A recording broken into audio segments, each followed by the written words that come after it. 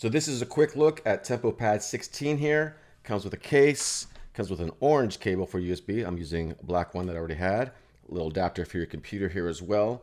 And then also comes with a MIDI cable adapter on the back panel here. You can plug that in. Also has its own power outlet. Does not come with a power cord for that though.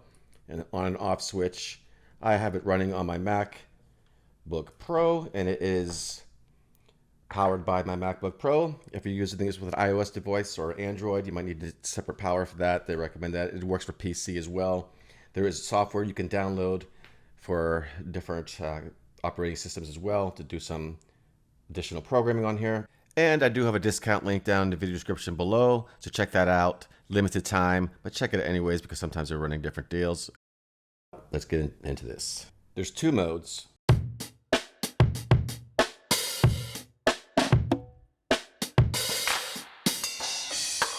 That is user mode. I have it set up for playing the native instrument right now.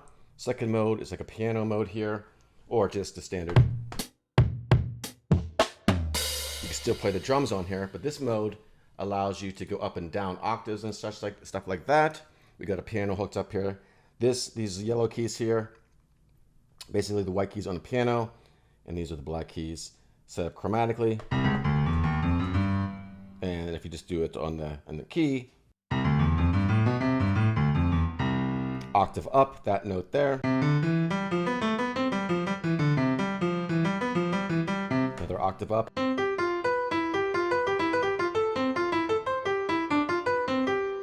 Octave down.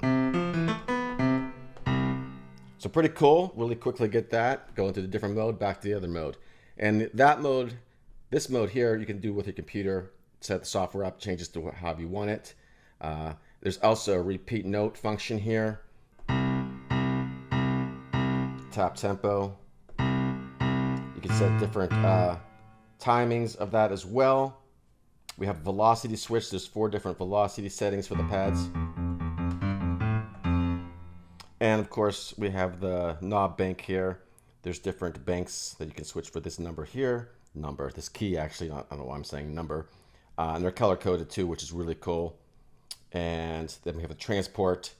There's different ways to set this up. You're gonna have to read the manual for your different software. They have some YouTube videos online as well for that, so you can check that out. And the bottom of it's really cool. It's like I don't know if it's silicone or something. It's purple, which is interesting. So it feels really nice on the desk. It's very sturdy.